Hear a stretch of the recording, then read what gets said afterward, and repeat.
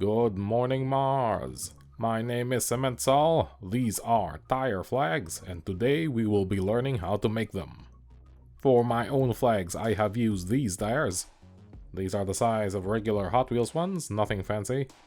For each flag, we will need one post and one wheel, so it's a good way to recycle all those extra wheels you likely have hanging around. If you are unfamiliar with liberating Hot Wheels tires from their axles, all you'll need is to snip the tip with a heavy pair of wire cutters. Do not use expensive hobby cutters for this, they will get messed up.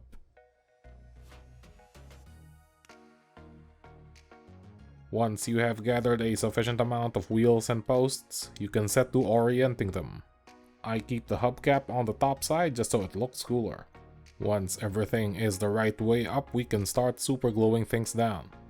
I like to start from the base, because it is more convenient to have that contact point dry first. We will also need a dab of glue on the hubcap as those posts are quite flimsy, so to keep things from getting too messy, we lay down some baking paper. I constantly use baking paper as a working surface, as I find that it repels all of the adhesives in my household. It's real useful. Once the flagpole's dry, we can get to work sculpting the flags. We will be making our flags out of green stuff. If you don't have any green stuff, go get some. To get the look of a pennant flapping in the wind, we will first impale a bit of green stuff on the tip of the pole. We make sure it has a good grip on the pole, then we start tugging on it. This will stretch it out. At first it will not look like a pennant flapping in the wind, but if you fold it back then pull, fold it back then pull a few times, it will eventually taper and stretch into something that looks like a pennant flapping in the wind. This may take a few tries depending on the consistency of your green stuff mixture. I find it is more difficult to do if your green stuff is softer, but with your physical guidance and your own judgment you will get it into that pennant shape. We'll let this footage run, and the footage of the other flags in faster speed also run so you can get a good look at what the process looks like. I'll leave a timestamp if you want to skip ahead.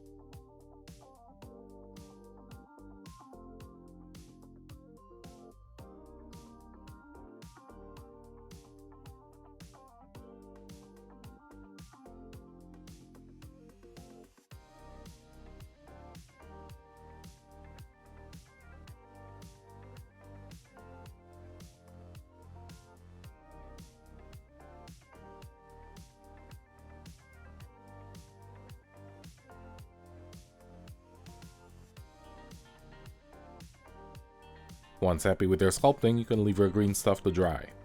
It helps to have the flags perpendicular to a surface so that they do not droop. It'll take the green stuff about 8 hours to get to a handleable state. I would wait a full day before starting to paint though, just to be safe. Once cured, green stuff will have the consistency of old dried out bubble gum, which means it will be both sturdy and flexible.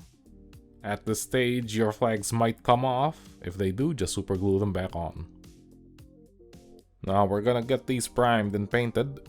I won't show you the actual painting itself, since I have to paint them pretty close to my face. It is difficult to shoot the process. I will, however, put my paint recipes onto the screen. This is just standard layering, no washes involved, starting from black building up to a near white. I like to keep the colors nice and chunky on models like this, which also serve as playing tokens.